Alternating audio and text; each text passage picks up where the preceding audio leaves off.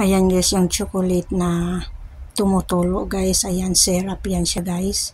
Ayan, so kukuha ka ng biscuits dyan. I-coat mo yan dyan siya guys. Ibasain mo dyan sa tumutulo or dyan sa baba na chocolate syrup. Ayan, para pagkatapos nga magiging coated chocolate na siya guys. Tapos pwede mo na siyang kainin agad.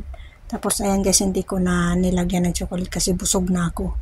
Kaya nag-video na lang ako. Di ko na kayang kumain kasi naparami na akong kinain guys. Ayan guys, yung chocolate tumutulo lang no. Ayan, may strawberry din. Pwede mo rin yung ilagay doon, yung strawberry, para malagyan ng chocolate. Ayan guys, pag ilagay mo yan siya dyan guys, ayan yung marshmallow, magiging coated chocolate na siya. Ayan, yung marshmallow mabalot na siya ng chocolate. Ayan guys, ang sarap guys, grabe. At saka yung ano dyan guys, yung floor umaalog, umiikot, nag-moving, gumagalaw.